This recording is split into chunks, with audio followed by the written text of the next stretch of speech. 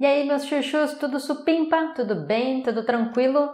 Aujourd'hui, on va parler d'un sujet super important, un sujet que je reçois beaucoup de questions parce que les francophones sont souvent un tout petit peu perdus sur ces sujets-là qu'on va parler, ou sinon, ils sont même pas au courant et c'est quelque chose qu'il faut savoir depuis le début d'apprentissage car ça va t'aider à savoir quel chemin tu vas faire et comment avancer de façon où tu vois des résultats car sans cette information, on va dire, sans cette connaissance, apprendre le portugais brésilien, surtout le portugais brésilien, peut devenir une tâche assez difficile.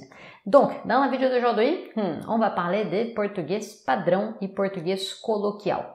Portugais padrão et portugais coloquial. Et puis, pour parler de ces deux sujets, on va être aussi obligé de parler un peu sur les différences de l'écrit et l'oral. Donc, on va commencer tout doucement et puis on va parler de façon générale et après on va rentrer dans certains détails qui vont être importants pour cette discussion. Un détail masculin important. C'est parti. Allez.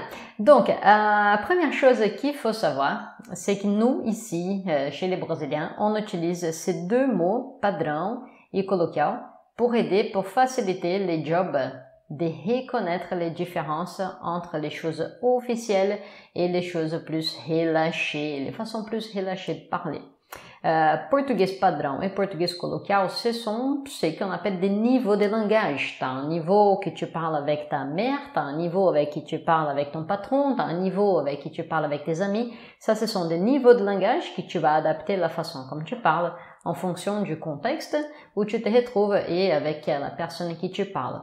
Bien sûr, il existe plusieurs niveaux. Normalement, dans les langues qu'on connaît les langues les plus courantes, là, anglais, portugais, français, on peut dire que dans la plupart des cas, on peut diviser en trois niveaux, formel, normal, informel. On va appeler ça 1, 2, 3. Donc, les super formels, c'est des articles quand tu écris quelque chose et que c'est les plus proches de la grammaire normative. On mettrait le deuxième niveau, c'est un peu c'est déjà pour vous les colloquiales, c'est ce qu'on utilise pour parler là. C'est ces français là que je suis en train de parler avec vous. Ça serait niveau 2 pour vous en français. Et puis après, on a les niveaux vraiment relâchés où on est avec les amis, et les niveaux familiers pour vous, ça serait niveau 3. La différence, c'est que dans les portugais brésiliens, je dirais même qu'on a un mélange de ces trois niveaux dans les colloquiales et dans les padrons. Et du coup, oui, c'est normal que jusqu'à là, on n'a rien compris justement parce que c'est ce mélange. Donc, ce que je vais faire, c'est, au lieu d'essayer de trop comparer, je vais plutôt dire ce qu'on comprend de ça. Et on essayera de comprendre. Donc, portugais padrão, c'est ce que nous ici, on utilise pour expliquer tout ce qui est d'accord avec la grammaire normative. Donc, on va mettre ici grammaire. Est-ce qu'il y a la deuxième? Grammaire normative. Donc, grammaire normative, c'est les petits livres qui dictent ce qui est correct ou pas, selon un groupe de personnes qui décident ce qui est correct ou pas. Et si tu me suis, parce qu'il faut avoir beaucoup de bon sens dans ces moments, la grammaire normative, elle vient toujours après. Ça, c'est très important que tu gardes dans ta tête, car on aime avoir les règles, on aime avoir quelque chose sur laquelle on peut se tenir. Mais d'abord, on a parlé et puis après, on a décidé, est-ce que cette façon de parler est correcte? Ok, on va la mettre dans la grammaire normative. Donc, elle arrive toujours après. D'abord, on va parler et après, on va décider ce qu'on considère correct. Et du coup, les portugais padrão, c'est toujours les explications ou des portugais, les portugais qui est choisi par la grammaire normative qui était censée être celui-là qu'on utilise tout le temps. Après, bien sûr, dans la grande majorité des langues, il y a toujours une différence entre ce que dictent les règles et ce qu'on dit normalement. Et là, on rentre du coup dans les deuxièmes points. Donc, je vais mettre attendez, pour que ça soit un tout petit peu plus facile de voir. On va mettre ici A et B. Et là, de quoi on rentre? Alors, dans les deuxièmes points, qui ce sont les différences entre l'écrit et l'oral qu'on a aussi dans toutes les langues et que c'est tout à fait normal. Première chose, là, dans ces points B qu'il faut garder en tête, c'est quand tu écris et quand tu parles, ce sont deux types de communication différentes et tu ne dois pas jamais imaginer que tu vas écrire comme tu parles et que tu vas parler comme tu écris, car ça n'existe pas. Essaye de voir ce que je suis en train de te dire. Si j'étais en train de t'écrire un email pour expliquer là ce que je suis en train de dire en une vidéo, je n'aurais jamais écrit ou transcrit ce que je suis en train de dire, car tu verrais pas ma tête, tu verrais pas mes mains, tu n'aurais pas toutes les caractéristiques d'une communication orale. Donc, se rappeler de ça, c'est quelque chose qui est très important et qui malheureusement, on oublie très souvent quand on apprend une langue. Écrire et parler ne sont pas les mêmes choses. Et à partir du moment que tu comprends que ce sont deux choses différentes, tu vas avancer plus vite car tu vas savoir que certaines formes de la langue, tu vas utiliser qui à l'écrit, et d'autres formes, tu vas plutôt utiliser à l'oral.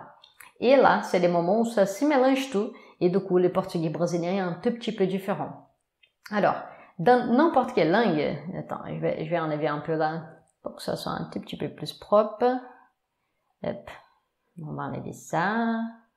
Ok, voilà. Muito bem. Ok.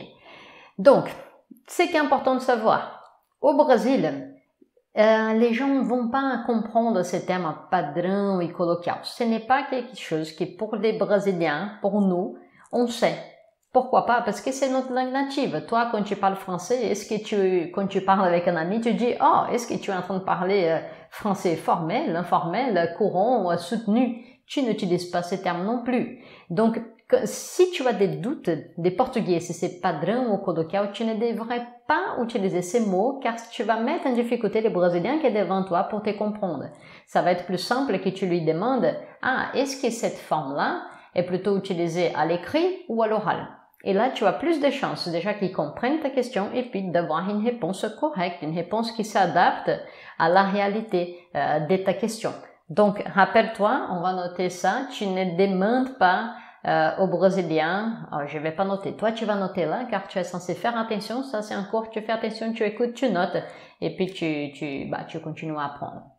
Donc, tu ne demandes pas aux Brésiliens, est-ce que cette forme c'est portugais padrão ou coloquial? Tu vas plutôt demander, est-ce que cette forme on utilise plutôt à l'écrit ou à l'oral? Ou on peut utiliser dans les deux. Et comme ça, tu peux avancer. Ensuite, deuxième partie. Donc, premier, c'était les Brésiliens savent pas. Je vais noter là pour que moi je me rappelle. Brésiliens utilisent pas ces mots. On va mettre ça. Utilisent pas.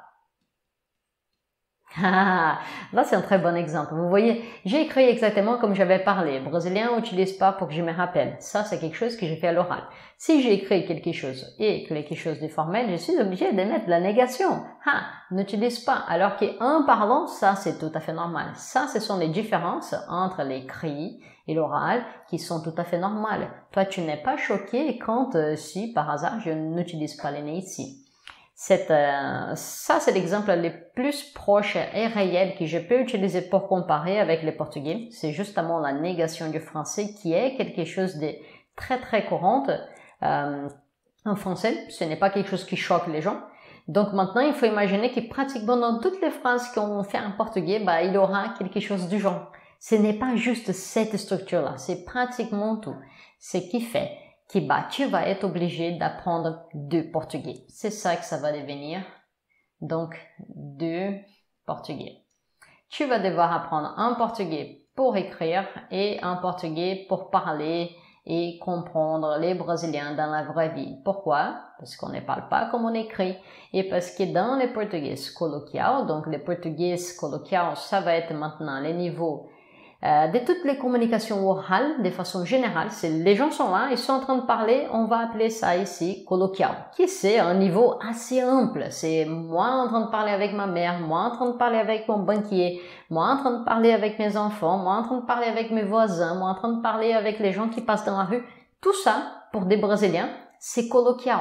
Alors que pour vous, quand vous allez dans une boulangerie, déjà vous voyez, c'est les personnes qui travaillent dans la boulangerie. Nous, on va pas forcément vous voyez avec la traduction au senhor, à senhora. On va plutôt utiliser là notre pronom universel você pour parler à notre banquier, à la personne qui travaille dans les centres commerciaux, le supermarché.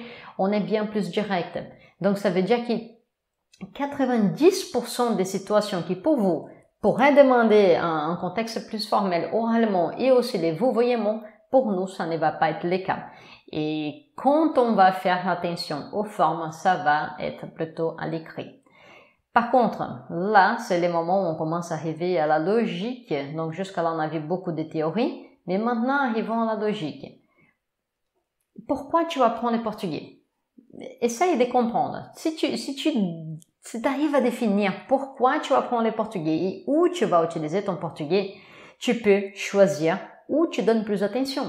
Alors, 90% des personnes qui nous suivent sur les réseaux sociaux, de nos élèves, des personnes qui apprennent le portugais brésilien, normalement, c'est pour aller au Brésil en vacances, pour voir leur famille, pour parler avec leur famille, pour leur hobby, karaté dans capoeira, samba, forró, des genres de situations que tu peux avoir en France, mais dans un milieu brésilien, par exemple. Ce ne sont pas des gens qui vont forcément travailler ou étudier au Brésil. Ça, c'est un deuxième groupe de personnes qui existent aussi. Mais si on enlève ces groupes, les personnes qui vont travailler ou étudier, si tu vas pas faire ces deux choses, tu n'as pas besoin de vraiment connaître toutes les règles du portugais padrão. Tu n'as pas besoin de connaître les règles du portugais padrão, car normalement, on les utilise où? Toutes ces règles, c'est portugais parfait, on l'utilise normalement à l'écrit. Ok? Donc, toutes ces petites règles, pour toi, ce n'est pas important. Pour moi, en tant que brésilienne, ce n'est pas important non plus, parce que je ne utilise pas forcément toutes ces règles quand je suis en train de parler. Du coup, qu'est-ce que toi, là, si tu sais que tu apprends le portugais pour aller, pour voyager, pour parler avec tes amis, pour écouter de la musique brésilienne, où est-ce que tu dois focaliser ton attention, mettre tous tes efforts, tes forces? Portugais coloquial, c'est ça. 100% dans portugais coloquial. Et qu'est-ce qu'il y aura dans ce portugais coloquial? C'est quoi la différence? Qu'est-ce qu'il y a vraiment dans ça? Donc, dans ce portugais coloquial, déjà, là, par logique, tu vas utiliser você avec tout le monde, c'est les pronoms universels. Tu ne vas pas rester au milieu entre, je vais peut-être utiliser o senhor, a senhora. Au début, tu ne fais pas ça, tu ne sais pas quand utiliser les pronoms formels, o senhor, a senhora. Tu vas apprendre ça au fur et à mesure plus tard et du coup, ce n'est pas grave. Tu vas te concentrer là à réussir à dire des phrases et à comprendre des phrases. Si quelqu'un utilise o senhor, a senhora avec toi, c'est tranquille. Dans ce niveau aussi, il y aura beaucoup d'argot, il y aura beaucoup d'expressions, beaucoup, hein, quand je dis beaucoup d'expressions. Beaucoup de diminutions, on va appeler ça comme ça, on ne voit plus là. Diminution. Je sais pas si ça existe, diminution. Bon, en tout cas, comme je vous dis souvent en rigolant, à chaque fois que j'ai fait une erreur très claire pour vous, qui passe quand même à moitié, c'est parce qu'en portugais, ça passe. Donc, diminution, en portugais, c'est diminuição, uma coisa menor. Donc là, l'exemple typique que je peux vous donner là avec diminution, c'est le verbe estar. Estar, je suis au présent, eu tô. On ne voit plus parce que j'ai écrit derrière. Ok, donc je vais l'écrire ici à côté. Attendez. Hop. Donc, verbe estar, je l'écris à nouveau. Estar. Pour dire je suis, on dit eu estou. Et après, à l'oral, on va plutôt dire eu tô. C'est plus, il y a beaucoup de gens qui parlent comme ça, quand tu parles avec tes amis, quand tu parles dans la vie de tous les jours, même à la télé, au journal, on entend eu tô. Et quand on écrit, on sait, c'est marrant, et quand on écrit eu estou, et quand on parle, on dit eu tô. Toutes ces différences-là, il faut que tu apprennes en même temps. Tu ne peux pas tout simplement apprendre seulement, on va enlever là, apprendre seulement les formes écrites. Pourquoi? Pourquoi tu ne peux pas apprendre que les formes écrites? Pense avec moi, réfléchis avec moi. Là, c'est le moment que tu as déjà compris la logique de tout ça. Si tu apprends que les formes écrites, tu vas apprendre que les choses qu'on voit en lisant et en écrivant. Tu ne verras jamais ce que nous, les Brésiliens, on dit vraiment quand on parle. Et toi, quand tu vas parler, tu vas sonner comme un livre parce que tu vas parler de la façon qu'on écrit et pas de la façon qu'on parle. Est-ce que ça commence à devenir plus clair pour toi? Est-ce que ça commence à être plus logique? Si ça commence à être plus logique, là, c'est le moment que tu comprends qu'idéalement, la meilleure chose que tu as à faire pour avancer avec les Portugais brésiliens, c'est toujours travailler avec des exemples qui vont travailler l'oral, qui vont réfléchir des vraies situations, des conversations brésiliennes. Où est-ce que tu peux voir ça? Des séries brésiliennes. Si tu es en France, des films brésiliens, je veux dire, pas en France. Si tu n'es pas au Brésil et que tu n'as pas un contact direct avec un Brésilien, tu dois chercher des choses que tu peux voir ou écouter pour être en contact avec ces Portugais, parler brésilien. Musique, podcast, voilà. Et puis bien sûr, cours de portugais qui focalisent et qui donnent attention aux formes parlées, qui ne sont pas 100% écrites. Si tu fais un cours de portugais qui t'apprend, on va reprendre les verbes estar, ça va passer ici. Donc, tu es là, tu as pris ton livre de portugais ou ton prof de portugais. Il t'a appris les verbes estar.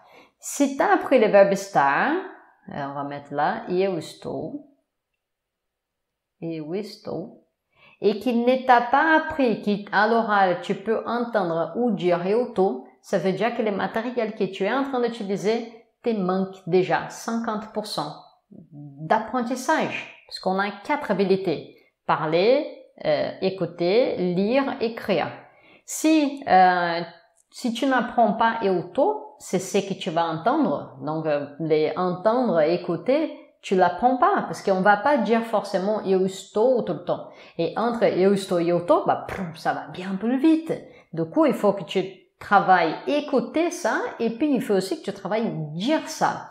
Donc, 80% des réclamations que j'ai de nos élèves ou des personnes qui apprennent le portugais ou n'importe quelle autre langue, c'est qu'ils n'arrivent pas à comprendre ce que disent les gens. Mais c'est normal, tu as lu les trucs et tu n'as pas entendu, tu n'es pas entraîné à relier ces sons avec les mots et puis aussi entraîner ta bouche à faire ces sons. Ok, c'est parti loin, mais c'est bien, c'est hyper important. Ok, donc nettoyons un peu tous ces bazars. Alright, en retournant. Muito bem, senhoras et senhores. Voyons si j'ai tout dit et si j'ai pas oublié des choses importantes. Mais bon, ça c'est un sujet qu'on peut passer des heures et des heures. Là, j'ai essayé de faire un bon résumé pour que vraiment tout le monde qui me pose cette question maintenant, je vais dire, tiens, regarde ces cours-là, il y a un bon résumé. Et après, à partir de ça, on peut se poser des questions plus spécifiques et après, je pourrais aussi répondre dans d'autres vidéos. Donc, on va se rappeler. Português padrão et coloquial. On ne va pas utiliser ce terme avec les Brésiliens car ils vont pas forcément savoir et même si ça, ce n'est pas quelque chose de normal, ce n'est pas quelque chose qu'on fait tous les jours. Si tu as des doutes de portugais et que tu as un Brésilien ou quelqu'un à qui tu peux demander, tu demandes est-ce que ça on utilise plutôt à l'écrit ou à l'oral? Et comme ça, tes Brésiliens peuvent t'aider.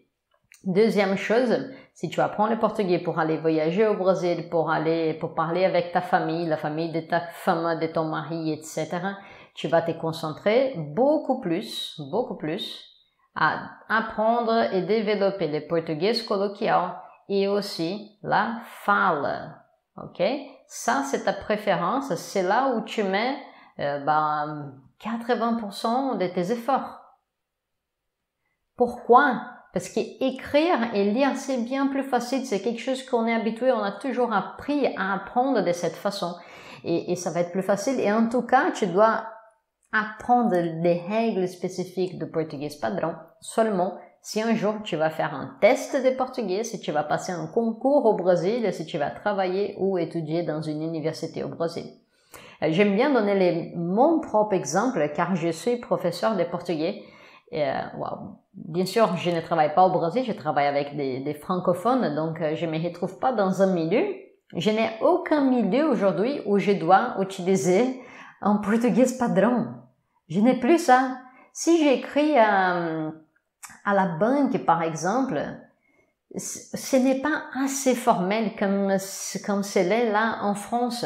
Donc, du coup, je vais utiliser tout simplement aussi le portugais colloquial. Je vais parler très directement. Ça va être un email de genre, bonjour, j'aimerais votre aide, j'aimerais ton aide, car du coup, on n'a pas cette différence entre vouvoiement et tutoiement. J'aimerais ton aide pour résoudre ça. Merci de m'aider. À plus. Voilà. C'est bien plus direct. Donc, même moi, même mes amis, même ma famille, on a très peu de moments où on doit utiliser ce portugais padrão. Quand on écrit des emails pour... Ah oui, en plus, tiens, dernier petit commentaire.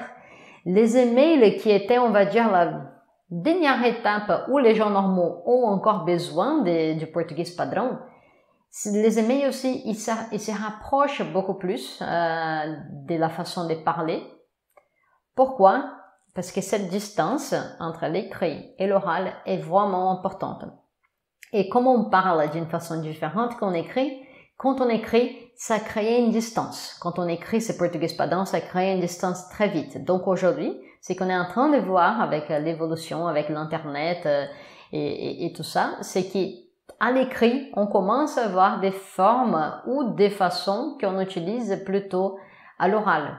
Et ça, c'est fait exprès pour montrer qu'on est proche avec la personne avec qui on est en train de se communiquer.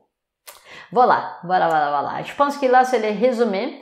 Tu vas travailler ton portugais colloquial, tu vas donner d'importance à des situations orales, tu vas travailler ça avec des films, des séries, des musiques, des podcasts et avec des cours qui travaillent les portugais parlés, donc des dialogues, des expressions, des argots, des points culturels qui expliquent comment les gens parlent, comment ils réagissent dans certaines situations au Brésil. Et comme ça, t'es sûr d'avancer plus vite, de réussir à comprendre les Brésiliens et d'investir tes efforts là où il faut. Então é isso, meus chus. Chegamos ao final. On est arrivé à la fin. Je vais laisser ce petit espace blanc comme d'habitude. Comme ça, si tu regardes sur YouTube, je peux vous proposer d'autres vidéos autour de ma tête. Ça, c'est assez drôle. Si tu regardes sur YouTube, si tu regardes sur Facebook, il n'y a rien. Il y a que moi, toujours. Si vous avez aimé cette vidéo, cliquez j'aime, vas-y, partage avec moi. Toujours, j'aime bien avoir votre opinion si vous avez suivi jusqu'à la fin. Avez-vous déjà senti cette différence entre l'écrit et l'oral? Avez-vous déjà remarqué les différences qu'on a entre le portugais padrão et colloquial? Avez-vous déjà entendu parler de ça ou c'est la première fois? Et surtout, si tu as vécu cette différence entre, tu sais, t'as passé 6 mois à étudier avec un livre, puis t'es allé au Brésil et tu t'es rendu compte qu'il parlait pas comme ça, vas-y, partage avec nous tes expériences et puis on se voit dans une prochaine vidéo. Beijo pra vocês, meus chuchus!